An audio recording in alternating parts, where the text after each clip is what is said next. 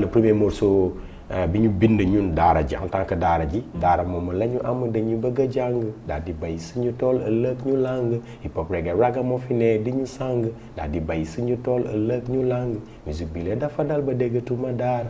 Ça a été le premier texte bi ñu toogee ñun trois man Alaaji ak Fada. moom la mooy premier texte bi ñu bind mooy premier texte bi ma indi proposé ko. pour que qu'on puisse vraiment y aller à fond. en écriture de wolof. chaque suba bu ma jógee Colobane di dox di dem ma taseeg Fada Feydi muy dem maam Thierno Birahim Mbacké. di jàngi waaw. ma ne mais kii xàmmee naa ko de suñu tasante mu xool ma xool ko ñu nuyonte ñu romb. et de fil en aiguille ainsi de suite noonu. 2 ans après on s'est retrouvé à Delafosse. au lycée technique au lycée technique de la Fosse et c'est là où tout a presque démarré en fait. comme lycée lañ nekkoon bëgguñu woon kenn xam ne ñu ngi ci musique bi. D'accord. Parce que li ñu njëkk a def ay temps à l'époque ce qui se passait à Dakar c'était on appelait ça des fuural. waaw fuural danaan am bon pour xale yi ko xamul. waaw bu nawetaan xewaan nawetaan c'était des équipes interquartiers. bu ñu daan football. danaan am bu équipe gagné danaan am benn fête bu ñu organiser ci quartier yi ñu tuddee ko fuural. fuural bu ñu koy def day am benn panne wala benn bool bu ñuy teg ci digg bi. ci digg géew bi wër ko. def ci omo ak yooyu xëbal ko def ci ay xaalis ku nekk da ngay ñëw fecc sànni ci xaalis. Le premier spectacle qu'on a fait si je me rappelle bien c'était à Delafosse. benn fête la woon. et on nous a dit bah mën ngeen prester. mais on se disait mais comment on allait faire quoi parce que élèves yi dinañu xàmmee waa école dinañu xàmmee mais après bon ñu takk suñu fit rek et on a fait le premier spectacle c'était à Delafosse et à l'époque c'était même pas daara ji c'était sous le nom de Line Clan maanaam samay vacances man dem Saalum la woon am na ci benn boo xam ne jaamal laa dem mu nekk benn endroit boo xam ne ay jàngalekatu alxuraan ñoo fa nekk ma fekk fa ay taalibe gars yi di dugg ci tool yi di affaire bi ça a fait un choc quoi. xale bu yaroo Colobane. Voilà et donc du coup ma ñëw guddi gi gars yi taal matt yi teg téere yeeg yooyu. ñu xëy suba dugg ci tool yi affaire bi ça m'a et en fait après je suis revenu à Dakar mais loolu je pense que ça a beaucoup contribué sur mon écriture. Bekor bi ma koy bind les références Bretton Woods. Ajustement structurel d'évaluation mu nekk yoo xam ne dama ko daan dégg xëy na ci rajo yi wala ma toog ak mag ñu ci waxtaan donc mu nekkoon loo xam ne dafa ma daan permettre aussi ma mën a bind partager kook ñi may liggéeyal. mënu ma tiit mënu ma wéet fileeg maa ngi wéetal ki ma sàkk borom bi moo ñu sargal ba ni Adama ak Hawa ma waat gi ñaak ci doom baay ak yaay rasulilaay amul moroom mu nekk loo xam ne pour man moo doon le premier morceau de rap bu nga xam ne nii vraiment c'était venu en tant que thème bu spirituel. parce que dama jàppoon ne loolu xawoon na manqué parce que aussi ñi daan déglu ay ndaw lañ. mais pour que aussi ñu am validation mag ñi il fallait mu am loo xam ne maanaam musique bu am ay valeurs.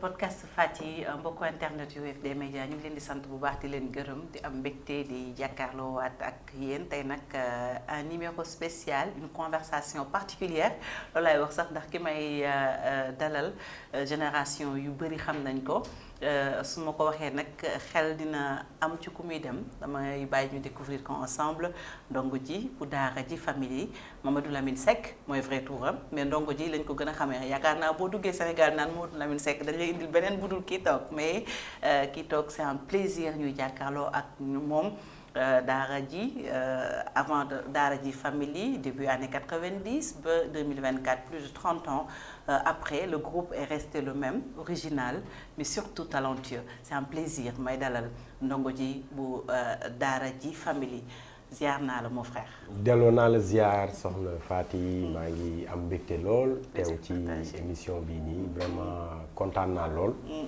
présentation bi itam jaar na yoon. merci c'est vrai que kuñ am na ñoo xam ne boo leen waxee Mamadou Lamine Seck xëy na duñu mën nañoo réer. dëgg la.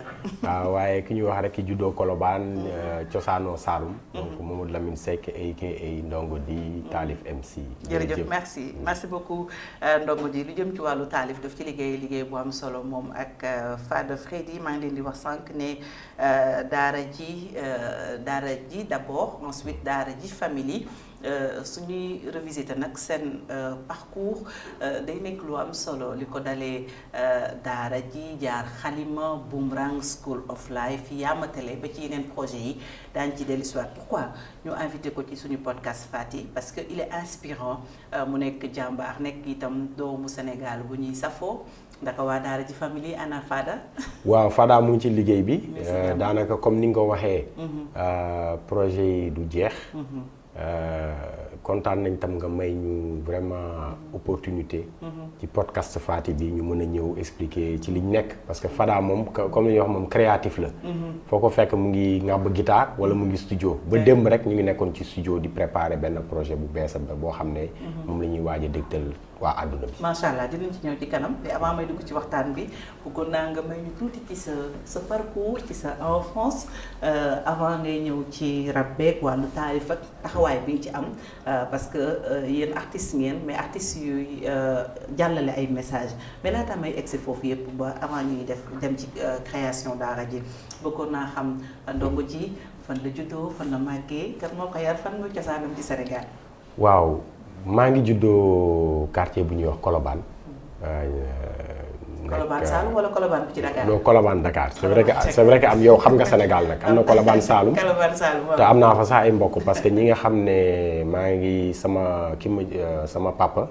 mu ngi cosaanoo dëkk bu ñuy wax Paate Càngaay. ñu tuddee ma sama benn maam bu ñuy wax Mamadou Lamine Seck ñu bëri xamee ko ci Mamadou Mousso moom lañ ma tuddee.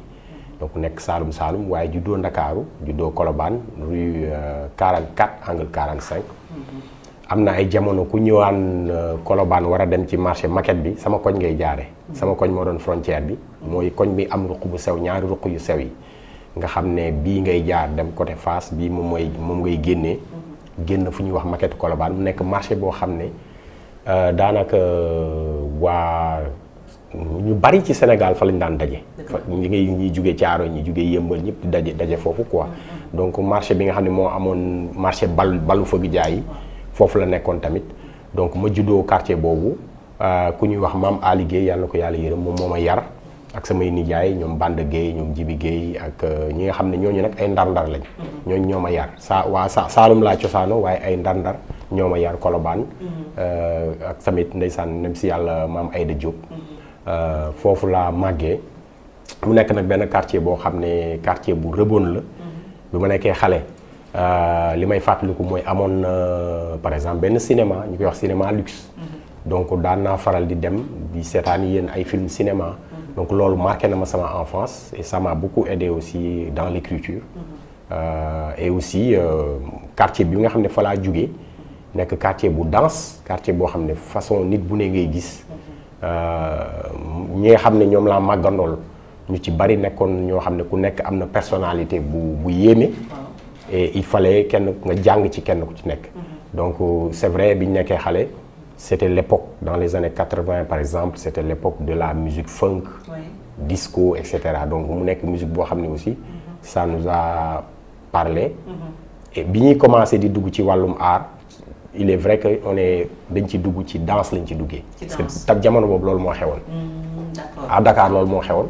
d'ailleurs pour prendre la référence du cinéma luxe fa laa njëkk cette année un film qui s'appelle Break Street 84. donc qui était sorti c'était un film de danse. xam naa genre film boobu moom ku mel ni déggiti bu ko déggee dina xam ban film la. dina xam. donc mu nekk loo xam ne ça nous a beaucoup parlé et puis.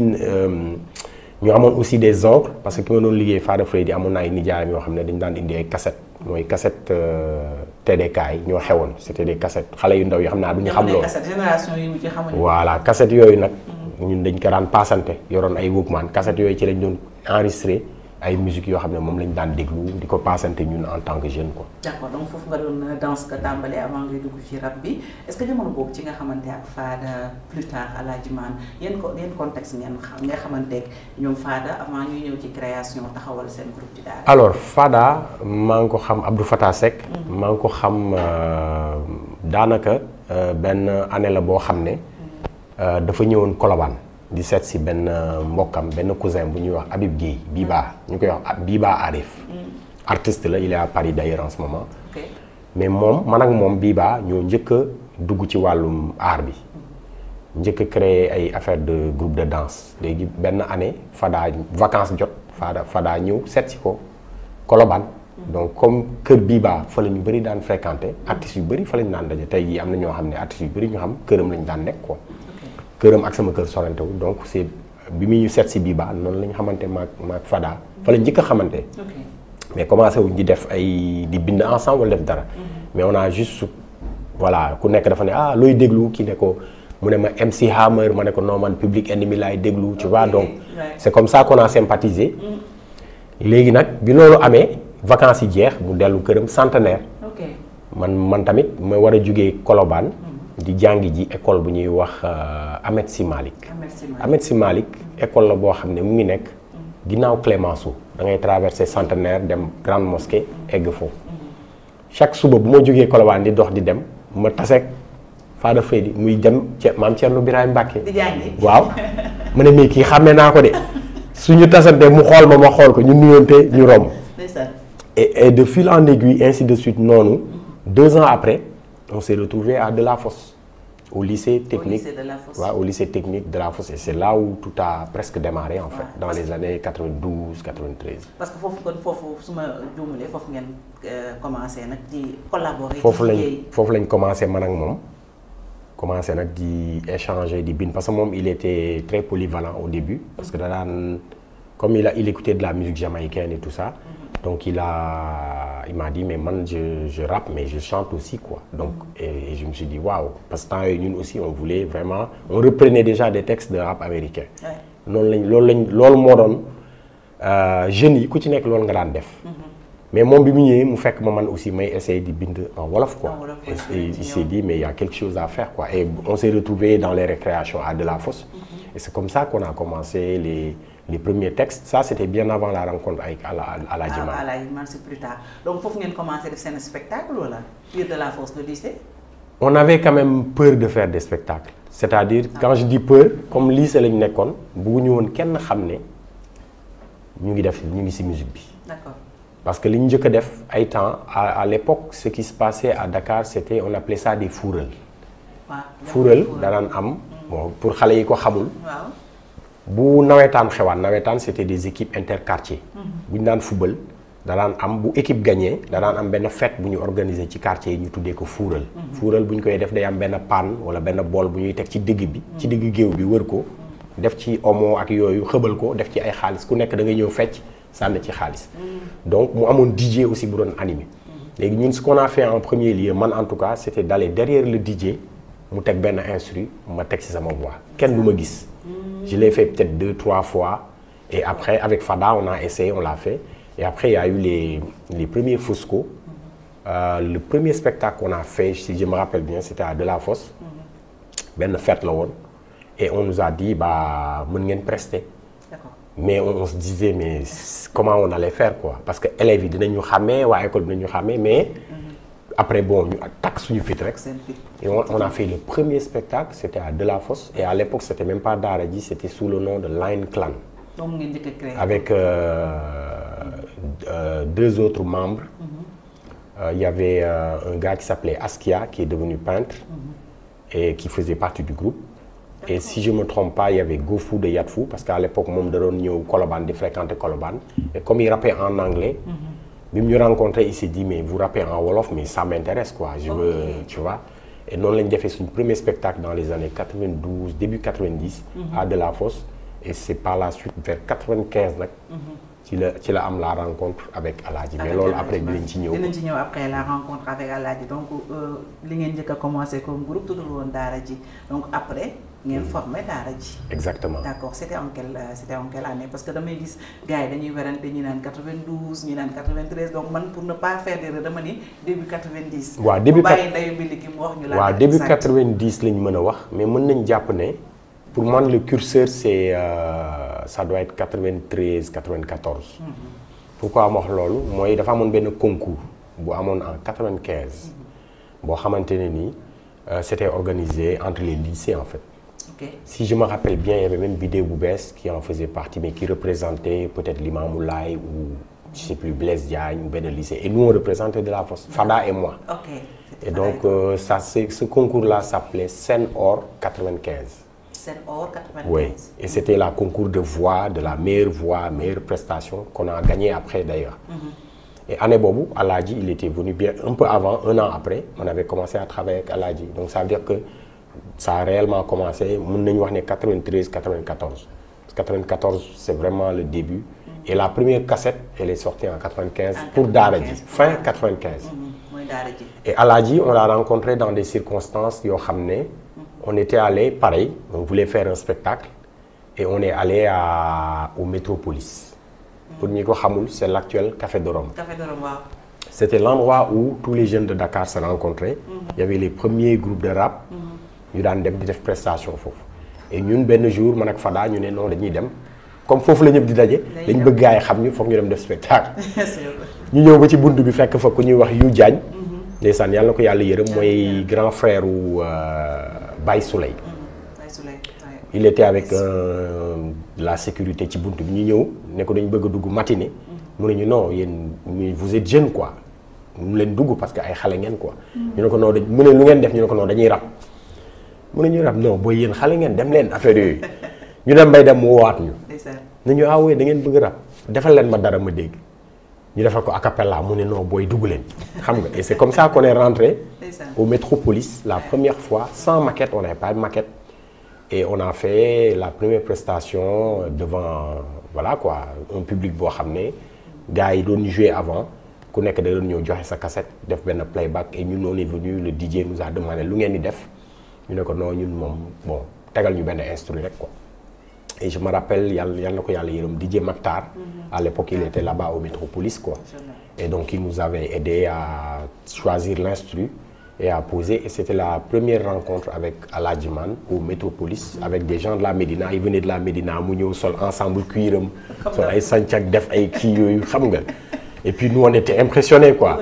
Ñi mu andal ne ko oui, il faut ngeen xamanté ngeen liggéey ensemble et tout. Donc c'était la première rencontre avec Aladji dans les débuts 90 au Métropolis. Au Métropolis donc mu nek actuel Café de Rome. Donc fofu ngeen commencé nak di taxawal sen daara ji mais man bëggoon naa ñëw d'abord le choix nga def rap en wolof parce que yaa ngi woon lycée ñeneen ñaa ngi doon def en anglais ñi di en français parce que dañ ko jëlee ci yeneen dëkk di ko indi ko Sénégal yeneen réew donc dañu doon def un peu ce qui se faisait à l'étranger lan moo tax dès le début Ndongo Dji nga démarqué wu commencé di taalif di rap en wolof di rapper en wolof c'était pas facile n'est-ce pas?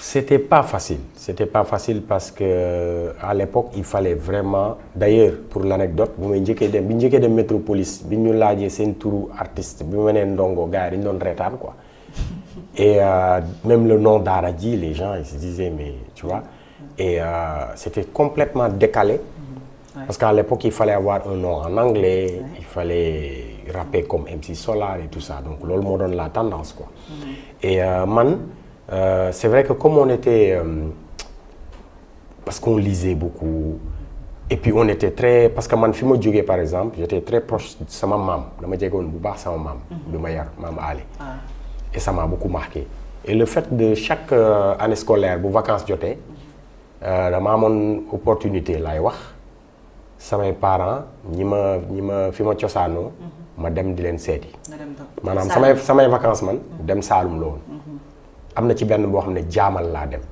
mu nekk benn endroit boo xam ne ay jàngalekatu alxuraan ñoo fa nekk ma fekk fa ay taalibe gars yi di dugg ci tool yi di affaire bi ça a fait un choc quoi. xale bu yaroo Colobane. Voilà et donc du coup ma ñëw guddi gi gars yi taal matt yi teg téere yeeg yooyu ñu xëy suba dugg ci tool yi affaire bi ça m'a et en fait après je suis revenu à Dakar mais loolu je pense que ça a beaucoup contribué sur mon écriture.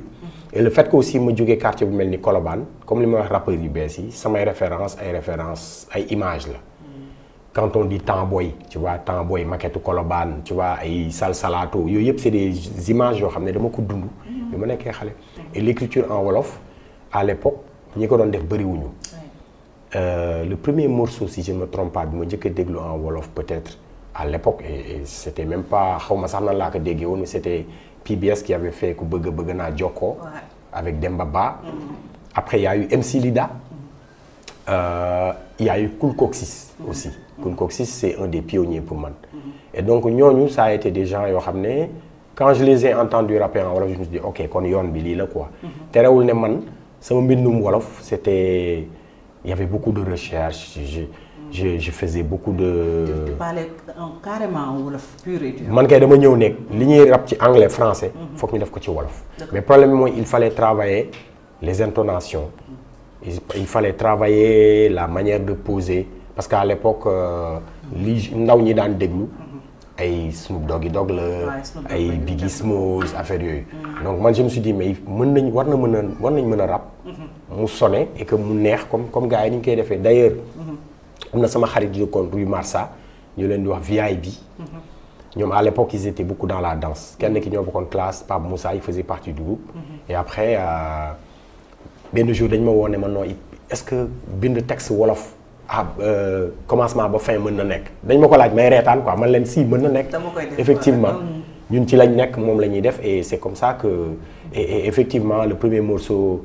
bi ñu bind ñun daara ji en tant que daara ji daara moom la ñu am dañuy bëgg a jàng daal di bay suñu tool ëllëg ñu làng hip hop reggae raga moo fi ne di ñu sàng daal di bay suñu tool ëllëg ñu làng musique bi la dafa dal ba déggatuma daara ça a été le premier texte bi ñu toogee ñun trois man Alaaji ak Fada moom la mooy premier texte bi ñu bind mooy premier texte bi ma indi proposé ko pour que qu'on puisse vraiment y aller à fond en écriture de wolof. Alors vous l'avez lancé et le succès est venu très rapidement après.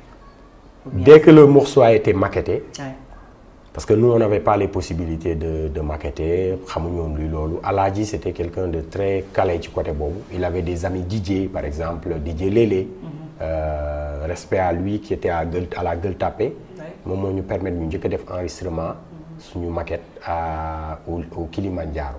Mais loolu bëccëg bi la quoi, parce qu'il avait des branchements. Parce qu'à l'époque on n'avait pas les multipistes. Comme yi am léegi nga xam ne da ngay am matériel mën a enregistrer plusieurs pistes. mais da ngay ñëw benn micro lañ lay tegal waa ji teg bés rek bi ñuy passante micro bi noonu la ñu enregistré suñ première maquette yi. wallaay tontu nga sama question parce que beneen dama la bëggoon laaj. yan conditions ngeen enregistré. conditions yu yéeme yoo xam ne ñun sax mais puis avec benn certes comme ni ñu koy waxee maanaam. la confiance n'était pas là parce que xamuñu loolu. surtout man ak Fada xamuñu loolu mais dañ ñëw rek ñu ne ñu waaw micro baa ngi nii. dañuy def top la ñuy def départ rek ngeen commencé enregistrer amul te boo juumee amul dañuy effacer lépp di reprendre lépp à zéro donc il fallait pas que ñu def erreur. et c'est comme ça qu'on a enregistré les premières maquettes. ñu joxoon ko l'ancien manager est là. ñu dem métro waroon jouer beneen titre bu tuddoon Africa. mooy le morceau daara ji bi ngay dégg Love Africa. tu vois morceau boobu moom mooy première maquette bi ñu doon faral di tëgg. bu ñu demee métro ñu ñëw métro war a jouer. waa ji juum dugal morceau daara ji bi.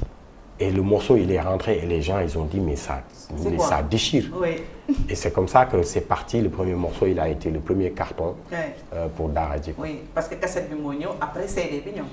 Cassette bi njëkk a génn fin 95. loolu aussi beneen étape la boo xam ne. yombul woon. parce qu'il fallait comme tàmm ñu dem studio. il fallait ñu comprendre le process d'enregistrement. parce que ay jeunes la ñu bon. tàmm nañ di tegu ci instrumental répété nañ suñu voix yi bind nañ et tout mais il fallait booy ñëw studio nga structurer li ngay def xam fan ngay duggee lan mooy refrain bi yooyu yëpp nag ñun. xamu leen ko. Fada Freddy daal moom mi nga xam ne moo ci gënoon sob daan téye ay guitare moom moo ci gënoon a il était beaucoup plus en avance. et donc la première personne bi ñu joobal. pour def les maquettes non ñaar la ñu woon c'était Daniel Gomez. et Jay-Z Kial. En fait, pourquoi Daniel Gomez? Parce qu'à l'époque, il fallait travailler avec un appareil qui s'appelle Atari. C'était les premiers séquenceurs. Yoo xam ne booy enregistrer studio. fa ngay def sa musique pour mën ko structurer dugal ko ci biir studio bi enregistrer say voix mixer ko quoi. Donc loolu yëpp ça n'a pas été facile. Et qu'est-ce que vous a appris? épreuve yooyu parce que mën nañu ko woowee ay épreuve c'était pas facile du tout donc lan la leen jàngal plus tard ci seen carrière. lu bëri la ñu jàngal parce que da lay wan ne que àdduna loo doonul taalibeem doo doon sëriñ maanaam le fait d'aller en studio et puis d'avoir cette détermination là à vouloir parce que c'était quand même grandiose quoi faire un album faire def cassette pour nous c'était inconnu quoi c'était et puis dafa mel ni woon benn montagne quoi mais dañu ànd ak benn courage def ko et puis on voulait aussi se faire plaisir à nos fans.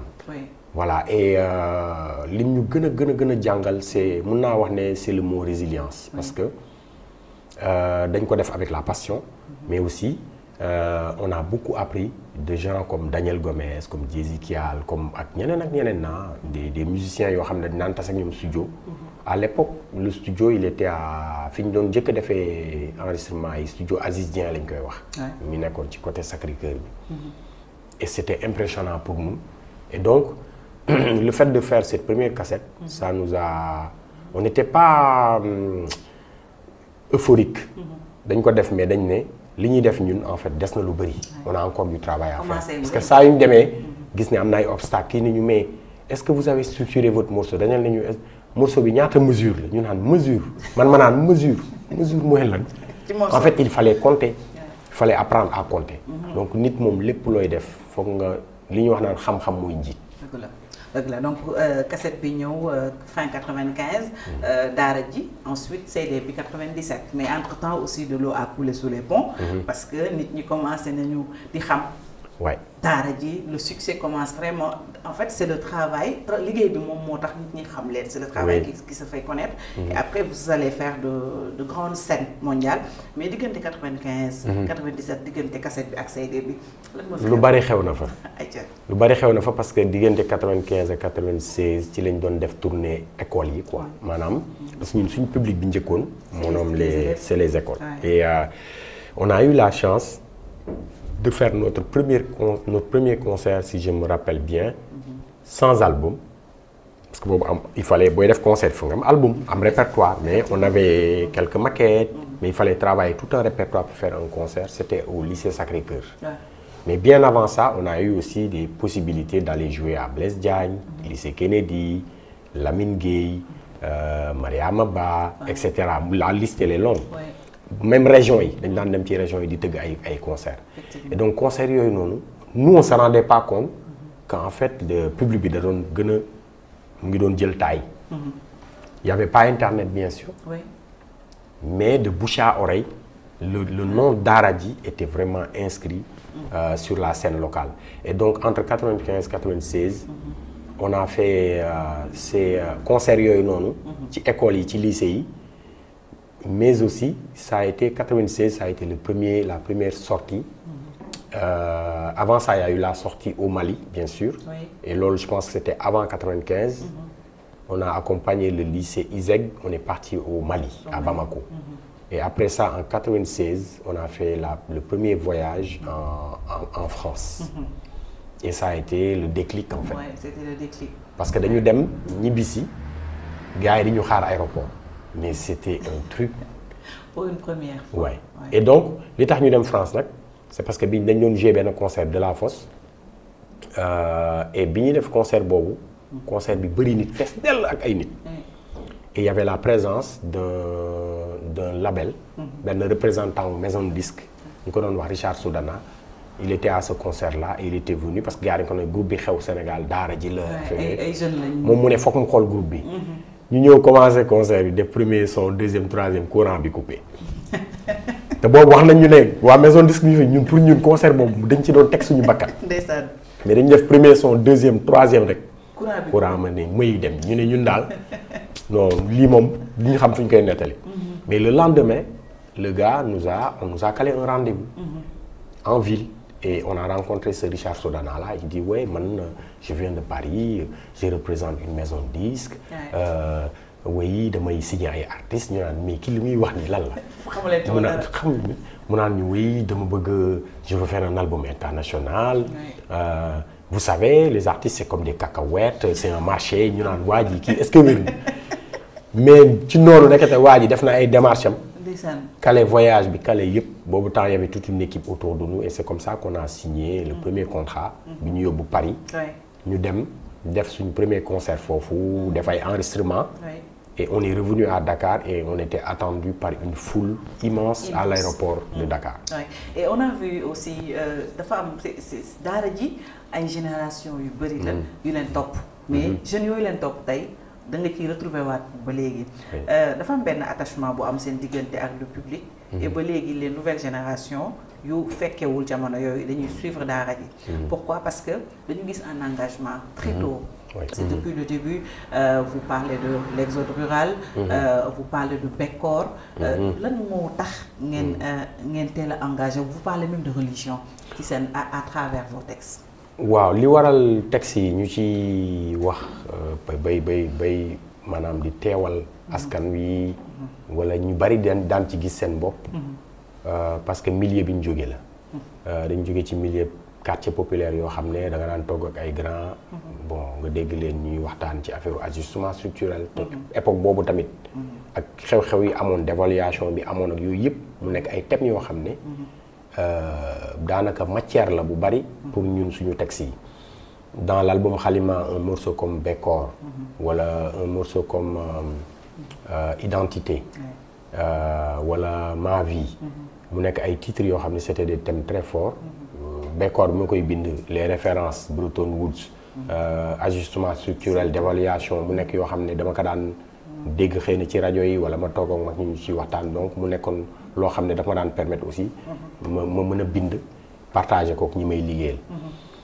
effectivement premier morceau mënuma tiit mënuma wéet fi léegi maa ngi wéetal ki ma sàkk borom bi moo ñu sargal ba ni Adam ak Hawa ma waat gi ñaak ci doom baay ak yaay rasulilaay amul moroom mu nekk loo xam ne pour man moo doon le premier morceau de rap bu nga xam ne nii vraiment c'était venu en tant que thème bu spirituel parce que dama jàppoon ne loolu xawoon na manqué parce que aussi ñi daan déglu ay ndaw lañ mais pour que aussi ñu am validation mag ñi il fallait mu am loo xam ne maanaam musique bu am ay valeur te ñun mënumaa jógee ku mel ni maam Ali Gueye yar ma boo xoolee Faara Freddy kër gi mu nekkoon bu ñu fa daan dem affaire u tarixa tijaan lañ daan waxtaanee wala diine dañ daan waxtaanee donc ça s'est retrouvé si suñu ay textes et le morceau par exemple borom bi sama premier couplet je me suis inspiré des 5 piliers de l'islam pour mun ko bind mais bi mu génnee dans le milieu rap ça a choqué beaucoup de gens ils se disent mais lii lan la nii quoi parce que ñoom temps yooyu il fallait nga rap xam nga loo xam ne da ngay wax ci soxna yi wala ay thèmes yoo xam ne da nga naan mbindaan wala nga ne sida yooyu moo xewoon donc morceau borom bi nekk benn morceau boo xam ne c'est venu comme un tremblement de terre si milieu hip hop bi mais thèmes yooyu yëpp mooy li nga xam ne c'était du vécu kese li ñu daan dund ci suñu kër yi di ko daan comme li ma nettali sànq bu ma demee Saalum fekk fa ay daara ak yooyu loolu yëpp ça m'a inspiré et j'ai partagé ça avec samay collaborateurs quoi et ndaw ñi nga xam ne aujourd'hui ñu ngi déglu suñu musique te ñu gis ci seen bopp tamit dafa nekk loo xamante ne nii pour man c'est une continuité parce que boo jëlee album daara ji Halima jusqu'à School of Life School of Life c'est la dernière génération ñu ci bari dañ ciy gis seen bopp bu ñuy wax ay wàcceel sa griffe mu nekk thème boo xam ne boo ko déggee da ngay xam ne lii ça parle aux jeunes quoi et donc génération boobu ñëw tam ànd ak ñun suivre ñu et ça a toujours été même su fekkee ne album yi y a de l'ego trip on fait comme les rappeurs mais il y a toujours des thèmes yu ñuy indi quoi. derrière et c'est des thèmes yoo xam ne c'est très facile à déchiffrer mais fàttali ne podcast Fati ñu ngi am tey Ndongo Ji bu Daara J Family ñu waxtaanee un peu son parcours un parcours très inspirant mais surtout le groupe Daara J mu nekk un groupe historique bu ñuy wax fii hip hop Sénégal Ndongo Ji léegi nag jóge ngeen ci cassette dem nañ ci CD et dem nañ aussi sur les grandes scènes internationales. Vous avez travaillé avec beaucoup de grands artistes. Beaucoup de grands artistes pardon. ñu ci mel ni Césaria Evora. ñu ci mel ni Wyclef Rokhaya Traoré. donc ngeen commencé nag un peu di découvrir le monde dem ngeen France ñëwaat. mais bu ngeen delluwaatee c'était autre chose. waaw après dañoo bi ñu defee concert yu njëkk yi Sénégal dem Paris ñëwaat def benn tournée là nag dañu nekkaat léegi ci beneen maanaam daara ji commencé na en fait l'international commencé à s'intéresser commencé intéressé wu ci groupe bi. Parce que dès que mu am signature avec une maison de disque ça voulait dire il faut nga am tourneur manager yooyu yëpp management international laa bëgg wax. Et du coup on a eu la chance, ça n'a pas été facile, mais la chance d'aller sur des plateaux yoo xam ne ay scènes yu mag a mag la. D'ailleurs maa ngi keroog rek laa gis ay images yoo xam ne concert la yoo xam ne yàgg na quoi dans les années 97 98 dans des salles en France. Et li ma ciy wax aussi mooy que daara ji presque def nañu par exemple boo jëlee dëkk bu mel ni France province boo xalaat tëgg nañ fa salle bu gaa yi xalaat tëgg nañ fa concert.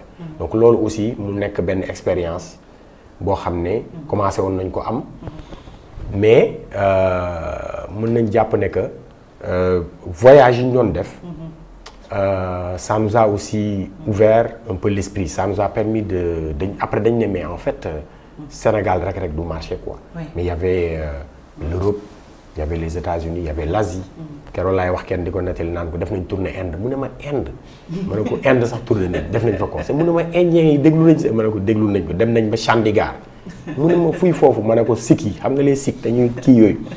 ma ne ko on a fait New Delhi, on a fait Bombay, on a fait Calcutta, Bangalore, on a fait une tournée au Japon. Nouvelle-Zélande ma ne ko yooyu yëpp nag suñu musique moo ñu comme daara ji c'est un groupe boo xam ne au niveau des arrangements et de la mélodie c'est très marqué. Il y a le côté sénégalais, il y a le côté international, il y a aussi l'influence un peu dancehall donc qui nous a aussi permis de toucher le monde. Mais aussi musicalement boo xoolee suñu ay morceaux arrangement yi boo nekkee nasaraan même boo déggul làkk bi sax arrangement yi am na lu mu lay dalay ça te parle quoi. D'accord, foofu laa bëggoon ñëw s'ouvrir au monde loolu aussi beneen liggéey la parce que jouer du leen kese pour seen dëkk. Oui. Comment nan la ñuy préparer woo ci étape boobu. li indi loolu mooy bi ñu njëkkee dem France dañoo ñëw ñu ne ñu fii kat gars yi dafa am ay boo demee Fnac dañuy maanaam album yi da ngay gis rap français rap américain musique reggae léegi yow mi jóge Sénégal jóge Afrique boo ñëwee gars yi dañ lay day bunt yi dañ koy fàtt quoi dañ naan la yow Afrique nga jóge da ngay rap ci wolof et tout ça ñun de fii moom bu ngeen bëggee ñu dugal leen rajo wala yooyu foog ngeen def 70% wala 60% de français. Bon. Loolu nekk benn blocage ci ñun. Et ça a été un choc pour ñun. Parce qu'il fallait maison disque dañ naan la way il faut nous travailler un single on va mettre ça sur Skyrock sur Génération 88.2 et cetera donc li ngeen di def bu ngeen bëggee mu parce que il fallait allier les deux foofu boo bëggee nekk artiste bu ñu xam. fokk rajo ñuy teg sa morceau lu bari. parce que loolu moo xewoon dafa amoon ay quota nag.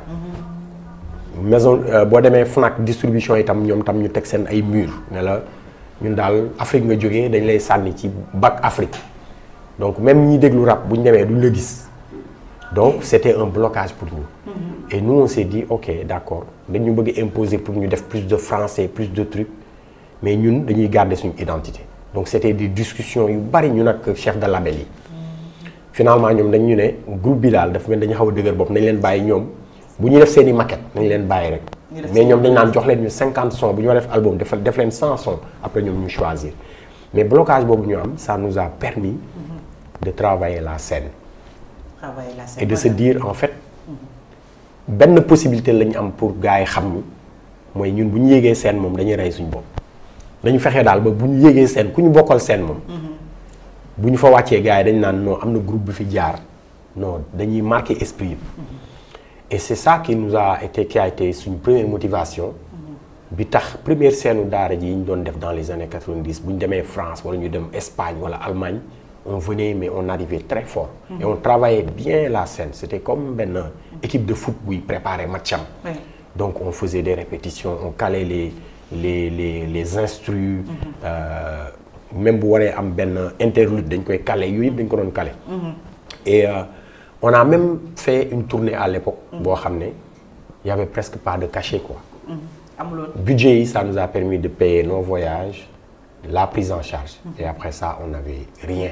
amuloon cachet bu dëgër. cachet bu dëgërul mais dañu wax ne ñu bu ngeen bëggee gars yi gën leen xam ay première partie la. mais du nekkul première partie groupe yu ndaw quoi c'est-à-dire tu faisais des zéniths ay grosses salles quoi. Mais tu viens on te donne 30 minutes. 30 minutes nga am pour convaincre le public bi. Donc en insistant sur la scène, et c'est comme ça que Daara J s'est imposé sur la scène internationale. Et ça nous a forgé en fait, ça nous a donné une identité boo xam ne keroog rek maa ngi tase ak ay artistes yu mag benn journaliste mu naan ma est-ce que xam ngeen ne yéen inspiré ngeen rappeurs français yu bëri ah ay ñoom Youssoupha il a cité na aussi Kerry James ak yeneen artistes Youssoupha ak ñu ne Soprano ñu nekk Marseille parce que bi mu nekkee jeune am na benn salle bu ñuy wax Espace Julien dañ fa defoon benn spectacle mu ne moom dafa nekkoon ak ay xaritam ils étaient jeunes quoi. xam nga. après kenn ki ne mais biñ annoncé oui un groupe sénégalais ñun c'est des blédards xam nga ñoom ñu toog au fond de la salle quoi ne xaar ñu taxaw déglu quoi. mais nee na bi DJ bi envoyé son bi ba ñun ñu fël ak suñu yëre africain yi. nee na ñoom dañ ne ak scénographie bi. nee na loolu ça a créé un déclic si ñoom quoi. Et puis vous avez un scénographe fou hein, parce que vous travaillez beaucoup la scène et loolu ba léegi dafay wéy mais époque boobu période boobu di ngeen doon génn lu bëri.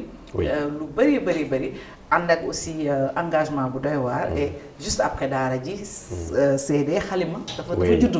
et loolu aussi nekkaat beneen étape n'est-ce pas. Xalima nekk na album bu historique. même bu fekkee ne sax. expérience bi bu bëri nekk fi woon parce que 98 lañ ko def. 98 ngeen def Xalima waaye. mais comme maison de disque bi moo doon gérer album bi. on avait une pression. parce que dañu leen imposer ñun enregistrer album bi au Sénégal. ce qui n'était pas fréquent si ñoom parce que ñoom dañ tàmm da ngay ñëw Paris. dem ci ay studio ñu booleel ak ay réalisateurs nous on leur a dit Sénégal la ñuy dem jël ay Père Joseph Ndiaye ay ñoom Mbaye Dieye Faye participer na ci. percussionniste. Habib Faye même si yàlla si participé na ci il a joué la basse de Identité et de Ma Vie. Version album bi c'est Habib Faye qui a joué les basses. On a eu l'apport de la participation de la famille de Numukunda. Avec les joueurs u balafon ki am na ko ci jouer balafon. dugal nañ ci suñu instruments traditionnels yi. on avait fait le lancement à Gorée. 98 bi album bi di génn. donc album la boo xam ne yombul woon pour ñu def ko. mais challenge la woon pour ñun. et ça a été maanaam album boo xam ne ça a marqué notre carrière. bon bien avant Boomerang bien sûr mais Xalima. on voulait faire un album de trilogie. parce que on a respecté le concept de triangulaire. de la diaspora africaine. le fait que ñu jugee ñu dund lépp luy esclavage colonisation. ñu jëlee fii su yenn suñu maam yi yóbbu leen États-Unis après ñu jugewaat États-Unis dellu Europe affaire bi def benn triangle. donc et c'était symbolique pour nous de faire le lancement. la conférence de presse à Gorée. et on se rappelle l'intervention de Boubacar Joseph Ndiaye ñu ngi koy ñaanal borom bi xaare ko aljanna firdawsi mu nekkoon à l'époque le conservateur de la maison des esclaves. la maison des esclaves doon attiré jamono yi y avait pas internet mais le fait que ngeen jël Pa Jo Ndiaye. yal na ko yàlla yërëm encore mu intervenir ça a cartonné. c'était symbolique pour ñun parce que le morceau Gorée. et qui mu nekk morceau Gorée ci boppam. moo nekkoon ci albumu Xalima. Xalima bi waay. dañu bëggoon am interlude. boo xam ne day raconter carrément. ce qui s'est passé l'histoire. et ki ci gënoon jekk Pa Joseph Ndiaye la woon. mu nekkoon nag koo xam ne vraiment suñu xarit la woon. déjà pour mu déplacer wu jóge Gorée ñëw ba studio baa ngi nekkoon côté Ouest Foire xaw ma la studio ancien studio 2000 nekkoon. donc le rendez-vous c'était presque à 6h du matin 6h30 du matin et il était là. il a fait sa prise jusqu'à présent maa ngi gisaat image prise de voix bi mu koy jël. c'était tellement émouvant parce que daan na def loolu à Gorée mais là en studio et jusqu'à présent quand je réécoute cette partie boobu.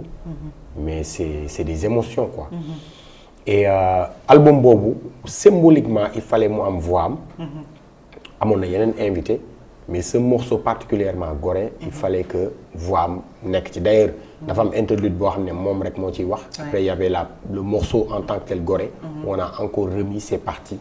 et il fallait que parce que année yooyu en Europe quand même on a vu un peu dafa am benn gap bu amoon entre les diasporas africaines et aussi suñu mbokk yi nekk ci Caraïbes bi. parce que boo demee France nga fa fekk ñoo xam ne Antilles lañ jógee ñu ngi jógee Caraïbes en général. Et pour ñun nous on était mieux placés pour raconter cette histoire. par la voix de Père Joseph Ndiaye. pour que ñoom ñu gën a xam ne histoire bi nii la demee. et que ñun ñi nga xam ne ay ndaw Afrique lañ. dañ leen di indil l'histoire comme ni mu demee pour ngeen mën ko xam. c'est ça et puis ñu fàttali ne 98 moom lañ doon sax at boobu lañ doon màggal 150e anniversaire abolition esclavage. exactement c'était d'autant symbolique parce que 1998 boobu ci lañ doon màggal 150e anniversaire abolition de l'esclavage mais aussi il y avait d'autres thèmes. oui dans Halima li may wax c'est historique et puis public bi aussi di xool gis une certaine maturité. oui de daara ji. oui il y avait une maturité boo xam ne ça se ressentait dans la construction de l'album. Oui. mais aussi les thèmes parce que bon boo jëlee morceau borom bi rek. wala nga jël identité. spiritualité il y a toujours voilà la spiritualité. et ça c'était dafa nekkoon loo xam ne c'était naturel c'était il y avait rien de forcé. et le morceau borom bi je me rappelle que Colobane sama chambre lañ daan nekk maak Fada. on écrivait beaucoup. parce qu'à l'époque même bi ñuy bind morceau yooyu bon même sama maam ndeysaan xamul woon ci lan lañ nekkoon quoi mais danaan gis waa kii di ñëw foofu mu ne lu xew affaire yooyu lan mais yow xanaa sëriñ nga lu xew ñu ne ko non ñun ci musique bi lañ nekk tu vois donc mais sama maam Aïda xamul woon quoi mu ne mais lan lu tax nit ñu bari di ñëw fii di la seet lan la affaire yooyu boobu temps maak Fara dañuy tëju yor suñu cassette di def ay kii bind et tout ça ma koy proposer texte mu proposer ma. Et c'est comme ça qu'on a écrit le morceau Borom bi qui s'est figuré dans l'album. Il y avait Microphone Soldat. Dans Halima. On a Identité bien sûr et on avait aussi le morceau Freestyle bi nga xam ne dañ ci invité woon ay taf noonu Nix. et ak ñeneen ñoo xam ne figuré nañ ci album bi mais album bi. c'est vrai que l'album Halima suñu carrière en tout cas nekk na un album bu marquant bu symbolique. et cet album là nous a permis aussi daf ñu inspiré si suite bi quoi si album Boomerang ba ci Yaama Télé. voilà donc ndongo ji période boobu jeune ngeen Halima après daara ji en cassette et en CD bien sûr public bi commencé di gën a bëri à l'époque nan ngeen doon gérer succès bi. waaw alors. da ngeen nekkoon au top mais très accessible quand même parce que école yi dañu leen doon woo ngeen di dem. waaw revenir plus tard bi leen public bi réclamé ba ngeen retourné waat sax au Sénégal. pour faire le tour des écoles. mais comment vous avez géré le succès en tant que jeune qui faisait de grandes scènes internationales. C'était pas évident mais en même temps on avait benn entourage boo xam ne. parce que parents yi benn moment donné bi ñu gisee succès bi di gën a bëri ça faisait un peu peur quand même. Oui. parce que dañu amoon ay parents yoo xam ne li ñu gënoon bëgg mooy ñun que études yi. ñu bañ a bàyyi. donc ñoom ñenn ñi bon en tout cas pour le cas de Fada peut-être moom mooy gën a placé pour wax ci mais xam naa ni d'ailleurs anecdote 95 bi ñuy def Sen Or jusqu'à ñuy def Sen Or 95 parents yi xamuñu woon ne ñu ngi musique léegi nag ñu war a def ñu gagné prix bi. ndekete bi ñuy jox prix bi. ndekete. Papay Fada ci administration kii bi la doon liggéey à l'éducation nationale mu war a fekkee loolu maag saa waaye bi ñu ñëwee ñu ne ñu Blaise Senghor ñu ne nii yër gis xaw ma autorité yi toog ñu gis Papay Fada maag saa waay lu bëri jóge na ci ñun ñu war ñu jox prix bi affaire bu doy waar. Papa baa ngi toog. wallaay il fallait nag ñu assumer loolu foofu nag moom boobu feeñ nañ mais pour dire que après parents yi ils nous ont aidés man sama oncle au départ ma wax wéy man li ma bëgg mooy bac bi moom. fexeel nga am sa bac. après la formation il fallait continuer donc en année yooyu on était encore à l'école mais diggante 95 96 nga am bac après par la suite bon nga war a dem tourner. léegi nag foofu nag parents yi nag commencé na là il faut ñu waxtaan ak ñun. donc que ça soit sama côté sama yaay. sama oncle je me rappelle même d'une rencontre bu amoon boo xam ne parents yi ñoo toogoon. réunion familiale. réunion de famille ñoo toogoon. donc heureusement après on a eu école bu ñuy wax ISEG. pour ñi koy fàttaliku. on habitait juste à côté. et loolu c'était pas un fait anodin. C'était parce que parents yi dañu bëggoon ñu continuer études yi. ñu continuer njàng mi. ok dañu bëgg musique bi ñu ngi ci.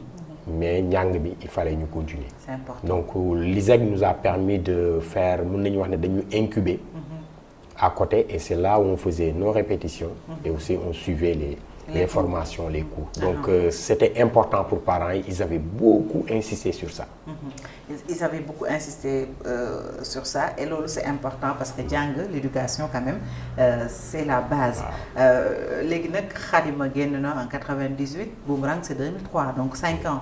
5 ans gudd na de. ci ñu doon xaar. lan moo xewoon ci période boobu ba ngeen xaar toute cette période wala loolu ñu naan reculer pour mieux sauter parce que Boomerang comme son nom l'indique dafa ñëw rek et ça a fait boom. parce que dañ ko mujjee distingué mu am benn prix BBC.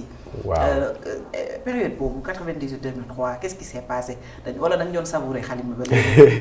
lu bari xew na fa non yow moom da ngaa renseigné wu lu bari xew na fa et c'est vrai que gudd na. Période bu gudd la 5 ans. Et période la boo xam ne y a eu beaucoup de tournées. Beaucoup de tournées sur l'international parce que je pense que 98 99 ça a été des années où on a beaucoup tourné. Mais n'oublions pas que 99 il y a eu l'avant alternance 2000. Donc amoon na ay faits historiques yoo xam ne ñoo def ne que peut-être que l'album yi ñu doon job mënul woon génn année boobu. Il y a eu des singles qui sont sortis, il y a eu des compilations, il y a eu des cassettes parce que n'oublions pas que avant la sortie de Boomerang on a permis au public d'avoir ñu am lenn ci album Boomerang à travers benn cassette ou ñaari cassette yu ñu génnoon benn cassette bu tuddoon Esperanza. Esperanza waaw. bu génnoon et en 2001 amoon na parce que temps yooyu mixtape dafa xewoon. Mixtape waaw. maanaam da ngay enregistrer ay sons yoo xam ne dafa ko ci album bi mais da nga koy génne. Donc amoon na mixtape yi ñu génne woon 2001 si je ne me trompe pas. Donc diggante 98 ba 2003 génne nañ ci cassette. def nañ ci ay tournées. on a aussi pris le temps def benn genre travail de fond bu bëri pour préparer l'album de 2003 Boomerang qui est sorti en 2003 et qui a été mixé en 2002 pendant la période de la Coupe du Monde. De la Coupe du Monde waaw. Parce que date yooyu maa ngi koy fàttaliku. Parce que bi Sénégal di dóor France. maa ngi woon ci benn studio Paris ñuy mixé morceau Esperanza wala Exodus je ne me rappelle plus am na ci son yi. benn bu ñu doon mixé. Et quand on a appris que Sénégal doon na France. mais dañu génn di jubilé ñun kese ci Paris bi quoi. Donc diggante 98 ak 2003. remise en question la liggéey bu bëri la. Et je sais que entre 2000 et 2003 ça n'a pas été facile. Ça a été une période difficile surtout l'année 2000. D'ailleurs parce que il y a eu je pense les élections. je crois. L'élection présidentielle. Ça a été très difficile. Et avant 2099 on avait sorti le morceau Dama Bëgg Job. Sigil Suñu Nation. C'était sorti en 99. Et donc après ça on a sorti la cassette. Les fameuses mixtapes yi ñu génne woon pour permettre au public d'attendre l'album Boomerang. En 2003. Donc Boomerang ni ñu koy waxee ci xaar bi mat na ko parce que Boomerang bi mu ñëwee ça a fait boom. Oui. C'était incroyable et on a vu aussi le retour de Daara J. Parce que dañ leen doon gën a gis sur la scène internationale. mais dañu gis ne ñëwaat nañu et puis indiwaat yeneen thème mais toujours fidèle quoi. ci seen engagement rapper en wolof. Parler au peuple mais surtout ci anam yu mu leen neexee yan conditions ngeen enregistré Boomerang et est-ce que xaaroon ngeen succès bi mu am ba ci sax distinction di ci am raaya muy raaya boobu ñu jëlee woon BBC woon. album Boomerang album bu international la. album bu comme ni ma ko waxee ci Xalima mais là techniquement. la différence c'est que Boomerang ça a été. boobu fekk na aussi technologie bi avancé na. Et puis on a mis quand même des gros moyens. Plus de gros moyens je dirais dans Boomerang que dans Xalima. Même fekk Xalima amoon na moyen. Mais Boomerang là. Il y avait des équipes yoo xam ne au niveau de la production c'était vraiment et puis il y avait des réalisateurs derrière. Et boo xoolee période de maquette yi. peut-être def nañ ko 3 ans avant nekkoon nañ di maqueter di rechercher ay affaires. Tu vois le morceau par exemple le cycle wërngël nga xam ne invité nañ ci Rokia Traoré. mais amoon na une première version. après ñu travaillé waat ko. le morceau Boomerang, l'idée d'aller chercher des gammes pentatoniques et de dire que le hip-hop est né en Afrique, il a grandi aux États-Unis, mais ça a fait un tour comme le Boomerang.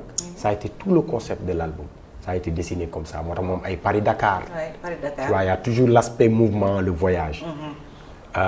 On prend des titres comme Le Précipice.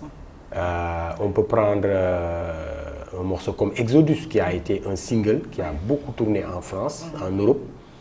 Et par la suite, bi ñu defee album bi, le titre Boomerang moo doon la consécration. Parce qu'après ça a été ça dafa doon tourner ci ay rajo. ci moo àdduna bi presque dëkk yu bëri dañ doon teg morceau bi. Et le fait que mu am une couleur, une touche beaucoup plus africaine, beaucoup plus rythmée et avec un thème, avec du wolof vraiment assidu. Ça a parlé à plein de gens yoo xam ne dégguñu sax làkk bi. Moi je me rappelle am na benn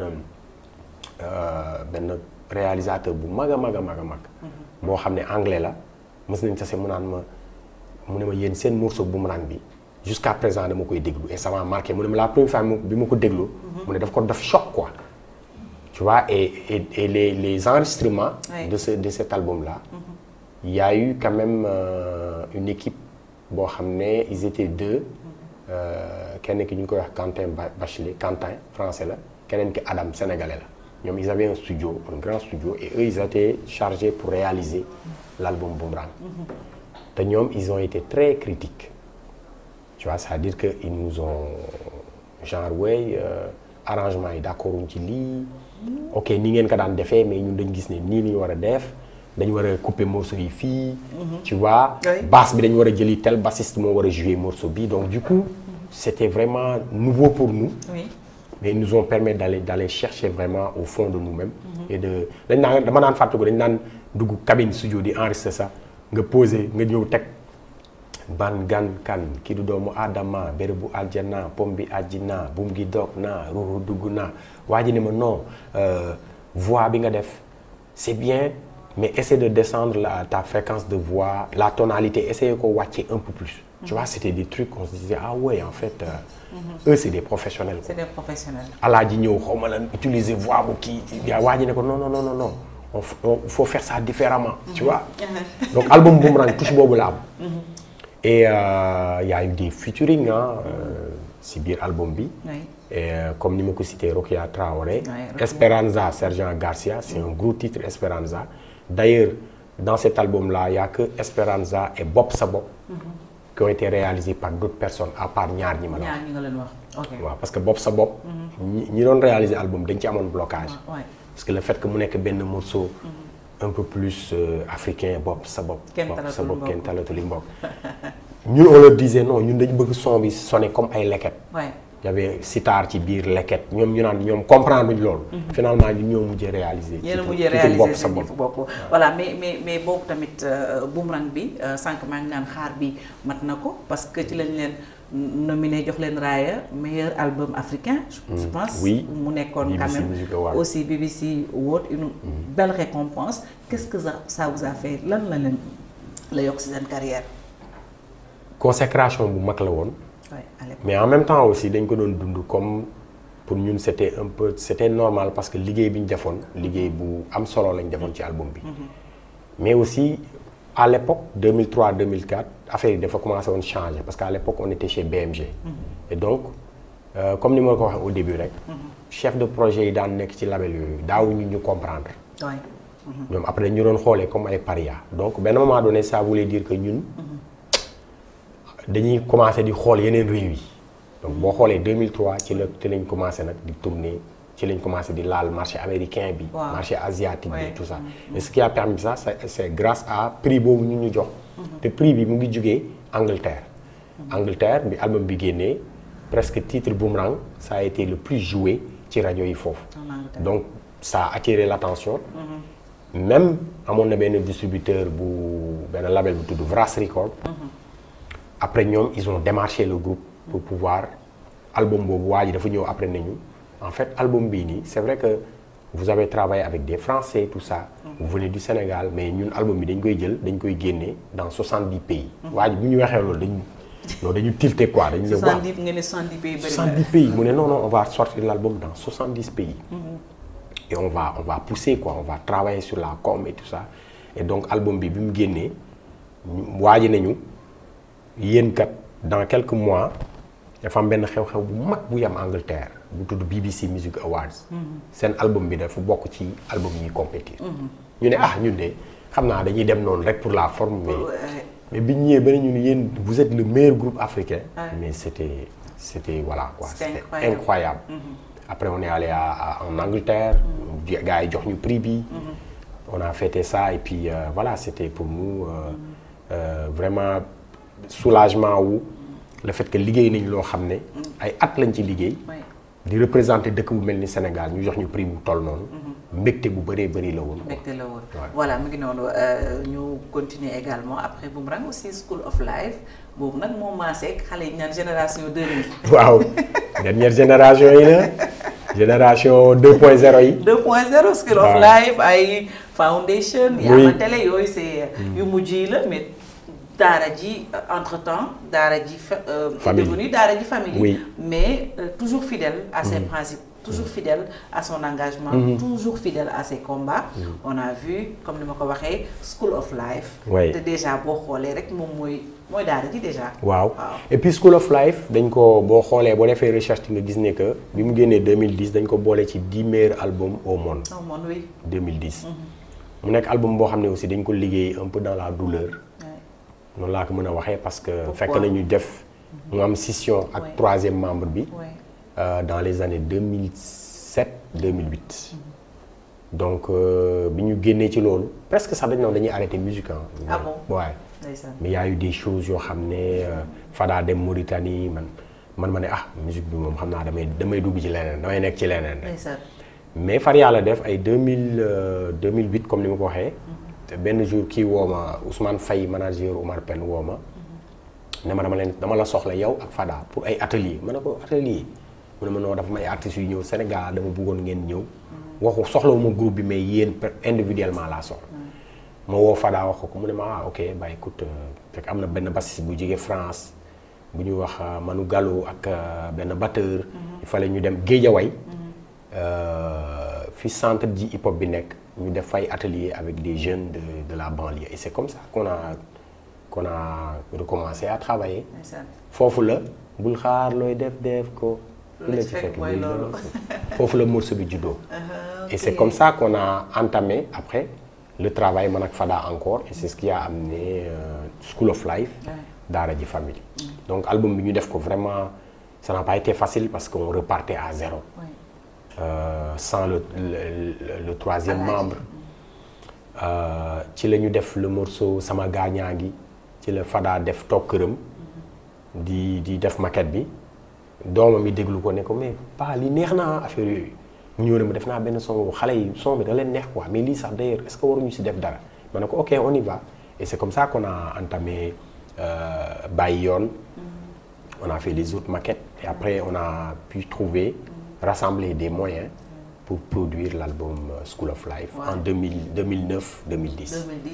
Après aussi ngeen continuer et vous avez bien fait de ne pas arrêter parce que inspiré waat ngeen yeneen génération donc ji sànq maa ngi koy wax Foundation ñëw. 2016 ouais. Foundation mu nekk bon une suite logique mais aussi un album boo xam ne bëgguñu woon public bi ne Fada Freddy avait lancé sa carrière solo entre 2000 parce que dama am benn waay bu ñëw studio benn jour ñu koy wax Malick ne ma dafa am benn projet bu ma bëgg a def France Europe mais projet la boo xam ne amul instrument de musique lépp ay voix la mais sa waa ji de laa gis ne man j'ai cherché un Sénégalais buy way ci anglais moom laa gis ne moo ko ma ne ma war na mën nekk ma wax ko sa waay saa yi ne ma man daal man instant yi dañu xaw ma lan man daal loolu daal ma ne ko nañ essayal rek. Donc entre 2012 la waa ji ñëw 2013 ils ont commencé après à travailler dessus je pense. Et l'album solo de Fada est sorti en 2015. Donc Foundation est sorti en 2016. Donc on a enchaîné pour que le public sénégalais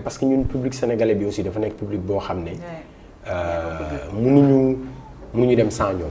Effectivement. te lépp lu ñu mënta def ci àdduna bi tamit dañ leen di bàyyi xel toujours dañuy bëgg toujours di produire du contenu pour ñoom loolu tax ñu def album Foundation démb rek. ñuy waxtaanee album Foundation Fada naan ma. mais je me rends compte que morceau bu mel ni tànk loxo nopp mais en fait xale yi ça leur parle. on devrait leur sortir. nga jël dellu sil ci album boobu la nekk. nga jël ndànk qui sensibilise. sur les accidents de la route. morceau Sénégal jom mooy dem Fulaay ñi yooyu yëpp ci Foundation la nekk. donc mu nekk un album boo xam ne c'est venu après School of Life. mais ça a été aussi un peu le trait d'union entre School of Life et Yamatele. waaw parce que Yamatele moom période Covid la suma juumulee. waaw ñu ngi enregistré Yamatele ñu ngi ci commencé liggéey 2017. lañ commencé liggéey. lañ ci commencé liggéey. def morceau Jikko Jamono la. et après on a fait le morceau Oye entre 2017 et on a fait une tournée en 2018. une grosse tournée en Europe. et c'était pour tester des nouveaux morceaux. bi ñu ko defee affaire bi jàpp quoi on a vu que le public était encore là bu ñu demee Europe salle bu ñu def gars yi dañuy ñëw. et donc on a commencé vraiment à finaliser cet album là entre 2018 2019 2018 la ñu def kii yëpp. 2019 ñu commencé def contrat yi malheureusement. Covid est arrivé. et quand Covid est arrivé en fin 2019. on avait déjà calé une 50aine de concerts pour 2020. qui était déjà calé. La sortie de l'album album de Yamatele bi génn le 7 février. su ma juumulee on a fait le lancement en France et ak beneen lancement boo xam ne Afrique de l'Est lañ ko defee Rwanda. Kigali ak Congo lañ dem. war a jóge nag Kigali pour ñëw Dakar ci mois de mars 2020 bi pour génne album bi. ñu dugg ci biir ñu yegg si aéroport Addis Abeba. gis ay mën ni ñu toog di ndékkee rek gis centaine de chinois yu génn masqué wu ñu naan mais lan moo xew ci àdduna bi nii. boobu temps ñun ñu ngi naan ñu ngi naan on sort l'album mois de mars on a 50 concerts en 2020. mais dañu yegg si Dakar ba def suñu kii xawma lancement bi war a dem ci benn club ñu ne 13 14 mars rek. ñu ne kenn dematul ñu ne ñu Sénégal tëj nañu lépp ñu ne lii ñu ne xëy na daal lii daal benn affaire bu kii la nii rek ndekete yoo. dinaa toog 6 mois sama kër sans bouger. wallaahi. donc noonu la Yamatele. Comment vous l'avez vécu? J'imagine que war na nekk peut-être une déception. Oui, ça a été une période de réflexion quand même. Parce qu'après je me suis retrouvé 6 mois tous les jours saa yu ma yeewoo gis samay doom. ndeysaan. di waxtaan ak ñoom. léeg-léeg ma ne waa mburu sax nu ñu koy defaree waaye waa kon. confinement France confinement fii ma ne lii moom bon ça vraiment mu nekk période boo xam ne da ngay gis ne que ok y a la musique mais am na aussi leneen et donc en 2020 ci la ñu commencé sérieusement à réfléchir sur des projets de développement sur l'agriculture par exemple. Oui. Et on s'est permis de commencer à travailler dans un champ en 2020. Oui, ok. De lancer ce projet-là. Et comme ni nga ko waxee déception mais en même temps aussi mu nekk benn épreuve boo xam ne daf ñu gën a forger waat. Parce que 2020 on s'est permis en septembre 2020 d'aller faire quelques concerts. Quand même. Parce qu'à un moment donné en Europe ils avaient ouvert. Et on a été le seul groupe africain à faire presque sénégalais presque à aller à vraiment am possibilité génn dem et ça a été vraiment compliqué très difficile. Parce que jël naa fi vol sax gars yi débarqué ma ci vol bi. En 2020 oui. Parce que j'avais juste un visa de type C. Et on m'avait fait benn sauf-conduit boo xam ne ça me permettait d'aller à Vienne. Parce que dañu amoon rendez-vous Vienne yu waroon def Dakar Bruxelles Vienne. Pour après jóge Vienne dem Paris pour defaat concert yi. Vol bi ma doon jël war a jël Dakar Bruxelles waa Bruxelles ne ma non sauf-conduit bi comme waa Vienne a ko def lii mënoo voyager ak moom parce que voilà dañu nekk ci période de lii affaire yooyu gars yi débarqué ma ci vol bi. waaw ñoom Fada Fadi di ma xaar Europe. ma toog une semaine yoo xam ne ay yéeg ak wàcc la ministère des affaires étrangères ambassade Finalement, ça a été décanté depuis l'Europe. Ils ont pu m'envoyer un document qui m'a permis, moi, de voyager. Voilà, ça, c'était une anecdote. Ouais, voilà. Mais non, c'était en 2020. Mais sans que bien nous voir ça affaire mbay, est-ce que qu'on a à part aussi la musique bien nek dongo, dafay da nga nek ci une activité? Waaw, xam nga comme man mom mën nañu wax ne que daanaka samay fi ma cosaanoo ay baykat lañ. waaw Saloum bu bayee wàcc na. waaw mu ngoog waaw. Donc mu nekk lu ma marqué ci sama jeunesse. mais aussi je vois que Sénégal toll na foo xam ne. man dama jàpp ne ok on parle d'autosuffisance mais boo xoolee Covid bi mu amee lépp dañ ko doon jéggaani. dëgg la te boo xoolee ñëpp a jaaxle woon. boo xoolee même dëkk yi gën a mag sax dañ doon wax ne ah ndekete kon ñu lii duñ ko defar. ndekete ñun suñu maïs fee lay jóge ndekete ñun suñu lekk fee lay jóge donc nga toog nga ne mais en fait ñun am nañ lépp am nañ suuf am nañ naaj am nañ ndox c'est vrai que mbay yombul parce que bi ma ci duggee ci laa xam ne laaj na ay moyens laaj na xam-xam effectivement mais même boo nekkee artiste pour man wala secteur boo mënta nekk war nga mën a dugg ci mbay parce que da ngay contribuer ci développement wu réew mi et que aujourd'hui toll nañ jamono boo xam ne il faut que Sénégal def tout kenn ku ci nekk ndaw bu ci nekk foog nga góorgóorlu ba mbay mi même bu dee da ngay def maraîchage wala da ngay bay dugub wala gerte wala lu mënte doon nga dugg ci parce que non seulement pour man sax même spirituellement ça m'a beaucoup apporté mais ñun ci lañ lancé suñu projet et ci la ñu gis ne que am na ay opportunités yu bare yu ci nekk ba pare quelque part man mi nekk artiste c'est une continuité. Oui. Parce que dañ naan wax ay temps de la musique à l'action. Oui, de la parce que doo toog naan ndaw ñi bul xaar looy def def ko wala liñ daan way di wax ne que maanaam lépp dafay delluwaat ci Afrique. Potentiel bi ñu am on ne se rend pas compte en fait. booy tukki des fois sax si ngay gis ne bu demee États-Unis lan moo def seen développement lan moo def ne que Amérique ñuy wax Amérique mais mbay la en fait nga dem Europe tey jii bi guerre Ukraine bi amee lan la nit ñi seetlu. ah Russie ak Ukraine ñu bari dañu souffrir. voilà loolu moo lay wan ne que ñun suñu réew yi dañoo war a gën a góorgóorlu gën a fas jom ci wàllu mbay mi gën ci mën a def bu ñu daan def 1% ñu def ci 100% man de loolu laa comprendre récemment loolu laa jàpp et que même bi ñuy tàmbali suñu dañu def suñu première saison. Mbay, ça n'a pas marché. Ça a été difficile. On a perdu de l'argent, mais on a repris. On n'a pas arrêté. Et heureusement, on a des collaborateurs qui ont mais nekk ci ak résilience nekk ci di muñ di ci kii mais au final da ngay gis ne y a des résultats. waaw boo ci continuer rek yàlla defal la ci ay mbir. alors léegi yaamate la nag génn na mais ba léegi yéen a ngi continuer di wéyal seen yoon. récemment yéen a ngi commencé di def ay sorties yéen a ngi ci ay projets. am na seen benn fan boo xam ne moom bëgg na ngeen waxtaanee ci projet yi. bu bees bi waaw mooy projet bu bees bi. gis nañ aussi ngeen initier lu am solo. moom mooy dekkal cosaan jaarale ko ci musique. su ma waxee loolu nag moom mooy def sa concert. mais mu am dress code. xam nga dañ naan all white all black ngeen ne tenue traditionnelle all traditionnel waaw dëgg la de. donc idée yooyu déjà fan ngeen ko tàggatee bon wala boog lan moo tax ngeen di ko soxal parce que ku la gis ak sa colit et ça a toujours été comme ça Ndongo Ji c'est vraiment dafa attaché wu ci ay racinam lan moo waral ngeen am projet yu mel noonu ne dañuy concert mais d'accord ñëw leen Canal Olympia mais kuy ñëw na sol jëre olofam def sa tagal wala nga sol sa grand boubou def say basket. waaw bi ñu njëkk a tàmbali dugg ci musique bi. dans les années 90 dañoo amoon chance tase ay créateurs. ñu dëkkoon Gueule Tapée Médina am na ku ñu doon wax Mbaa. Colobane waaw Fara Baye Aar. moom Gueule Tapée la nekkoon.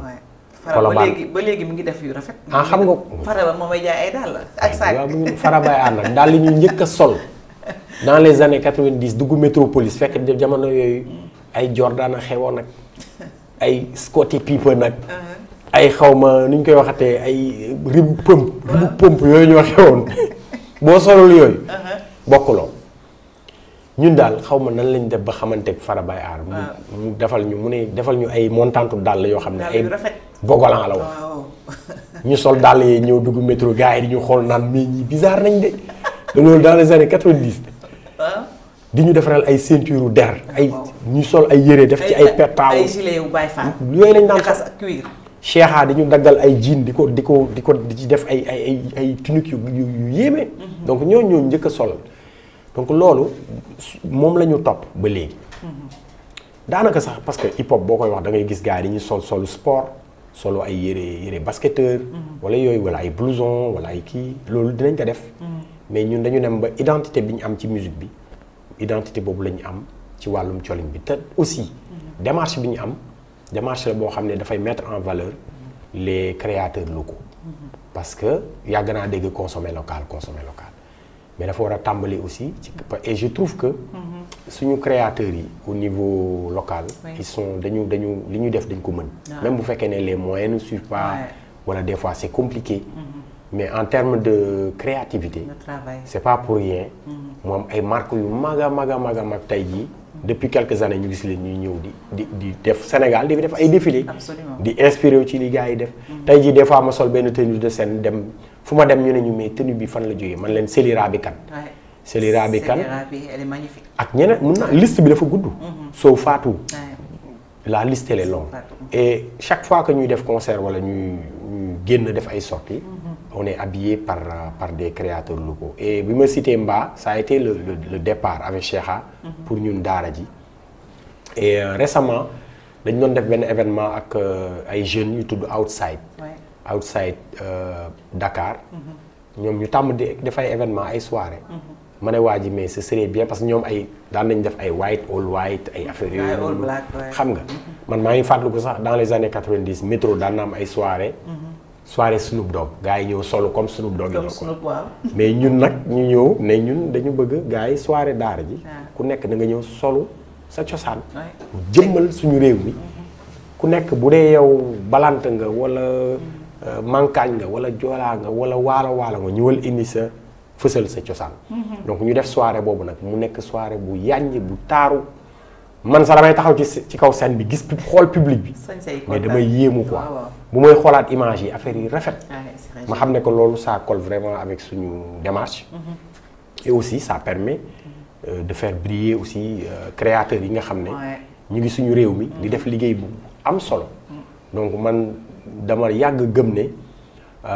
ok mën nañ tudd ay marques yu mag a mag mais marques yooyu à chaque fois boo xoolee seen liggéey ba ci biir africains yi ñoo leen di inspiré c'est pas pour rien que Sénégal ok comme li ñuy wax en termes de population États-Unis moo ñu ëpp Nigéria moo ñu ëpp mais dëkk yooyu yëpp dañuy inspiré wu ci Sénégal loolu ndaw ñi war nañ koo gën a xam ràññee ne que fu ñu tuddee football wala tudd art musique wala tudd ni ñu koy waxatee affaire wàllum mode keroog rek maa ngi doon défilé ci benn kii événement bu Célira bi kan defoon mu jëloon ma man Moussa Sen Absa Elzo Jam donc on avait défilé mais après partout dans le monde j'ai vu que ça a été relayé et c'est une mu nekk créatrice boo xam ne dañ koy ñu bëri dañ koy suivre am na ñeneen ay Tongoro ñoo xam ne ay Beyoncé sax dañ leen di topp pour sol seen ay yére donc loolu moo lay wan ne ñun am nañu loo xam ne wolof day wax jege kii raay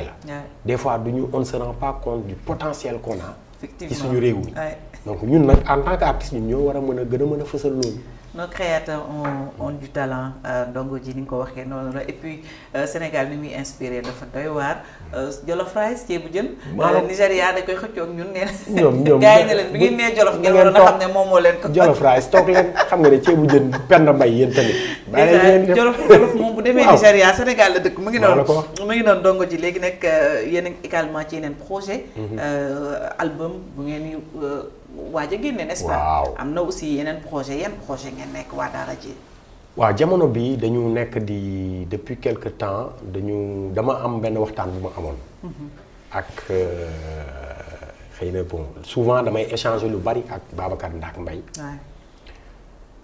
damay échanger aussi lu bari ak docteur Massamba Gueye professeur ak benn waaye bu ñuy wax Lorenzo Italia waaw Lorenzo suñu xarit la waaw Lorenzo boo xam naa foog nga invité ko le plus sénégalais des Italiens Lorenzo laa doon waxtaanal mu ne ma mais dama gis ne rappeurs sénégalais yi war nañu mën a jël patrimoine bi ma ne ko mais yow li ngay wax lan la nii mu ne ma dama gis ne kat affaire bi am na potentiel bu fi nekk. mais gisaguma artistes yi jël ko di ko fësal. donc waxtaan boobu mooy waxtaan ak moom sur WhatsApp ñu échanger. ndekete moom am na ay morceaux Amath Ndiaye Samb. waaw Samba Jabare Samb. Samba Jabare yoo xam ne vinyle la woon. mais moom da ko def ci cassette. da ko def ci da ko sotti numériser ko. di ko déglu. mu defal ma ay audio yónnee ma ko ñuy waxtaan ci loolu. mu ne ma man xam naa ni histoire du Sénégal am na lu bari loo xam ne ndaw ñi xamuñu ko. dëgg la te peut-être que yéen war ngeen mën a jëlaat une partie.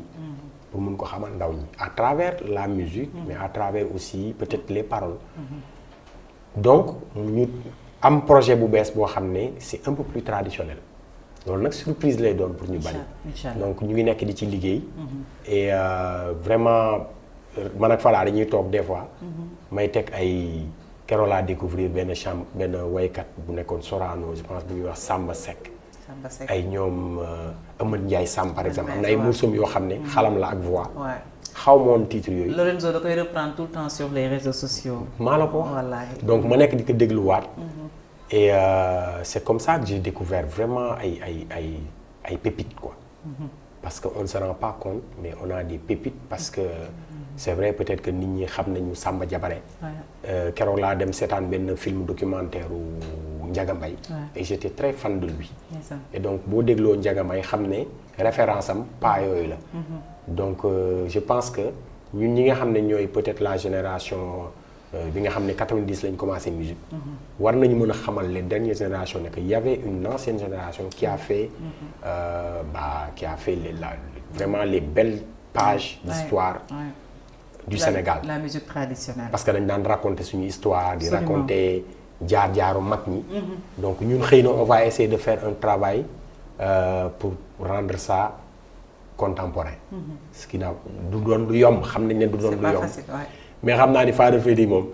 bi ma ko ne Lorenzo yónnee na ma waxtaan nañ ci lii. mu ne ma yónnee ma texte bi rek yónnee ma texte bi. saa waay xoolal nekkate moom. il est mais keroog bi ñu tasee studio la première séance de studio il est venu déjà avec des idées. il a déjà les textes il les a déjà consommés. macha allah am na si yoo xam ne peut-être mën nañ ko reprendre am na yoo xam ne on va essayer de nous d'écrire.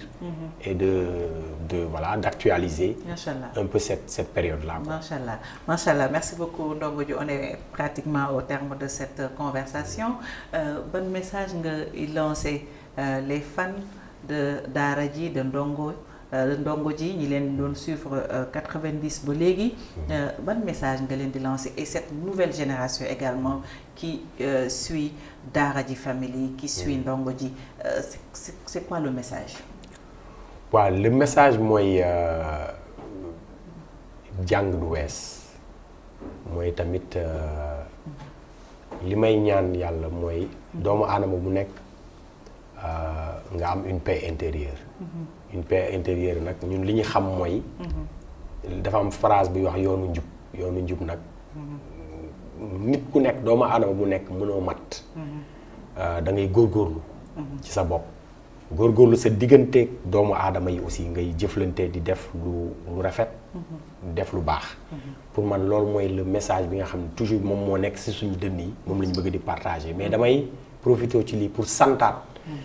ñi nga xam ne ñu ngi ñuy suivre depuis les années parce que am na ñoo xam ne dans les années 90 ba léegi ñuy suivre groupe bi keroog concert ba rek seen naa ci ñenn ñoo xam ne ba léegi teguñ seen tànk donc loolu moo lay wan ne y a une fidélité mais y a aussi une connexion entre ñun ak ñoom donc ñu ngi leen di feddaliwaat suñu kóllëre di leen wax ne que ñu ngi leen di waajal ay surprise yu neex a neex di waxaat ne ko aussi ndaw ñi ñu gën a góorgóorlu bañ a fàtte seen cosaan ñu gën a aussi parce que aujourd'hui on dit ok Sénégal ak Corée dans les années 60 Sénégal sax moo rawoon Corée.